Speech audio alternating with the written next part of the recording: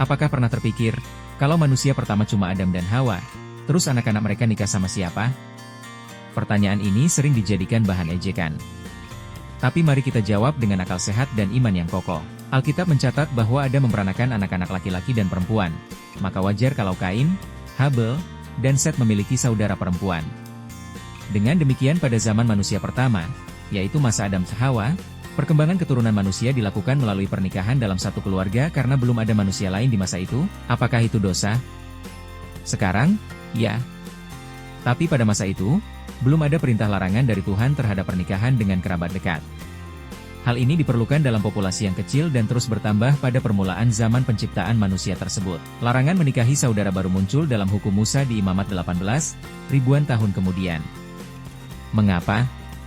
Para ilmuwan dan teolog sependapat mengemukakan bahwa pada awal penciptaan, diasumsikan bahwa kumpulan gen manusia lebih murni atau lebih sedikit mutasi, sehingga risiko genetik perkawinan sedarah masih minimal. Seiring dengan akumulasi mutasi dari generasi ke generasi setelah ribuan tahun, pernikahan dengan kerabat dekat menjadi semakin berisiko secara genetik, maka tepatnya, pada zaman Musa perintah larangan terhadap pernikahan saudara dekat Tuhan berikan kepada umatnya. Menolak hal ini berarti harus menerima bahwa manusia berasal dari banyak leluhur.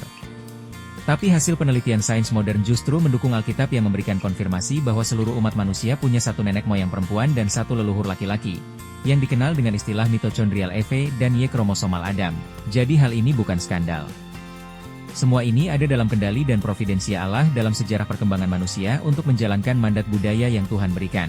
Meskipun manusia dalam ketidaktaatannya telah jatuh dalam dosa, namun rancangan Allah bagi manusia tetap berjalan dalam kasih keadilannya. Dosa menjadi masalah terbesar manusia yang merusak segala aspek hidupnya. Namun Allah telah menyediakan rancangan keselamatan dalam Yesus Kristus bagi solusi dosa Yesus, Anak Tunggal Allah, yang tidak berdosa, lahir ke dalam sejarah manusia yang rusak. Akibat dosa, Yesus datang bukan untuk menghakimi silsilah masa lalu, tapi Ia datang untuk menyelamatkan semua umatnya dari keturunan Adam yang sudah jatuh. Di dalam Kristus, kita menerima warisan baru, bukan warisan dari dosa, tapi warisan keselamatan dalam Kristus, dibebaskan dari hukuman dosa dan mendapatkan hidup yang kekal sebagai anak-anak Allah dalam kerajaannya yang mulia. Maukah engkau diselamatkan di dalam Kristus? Kiranya Tuhan memberikan anugerahnya.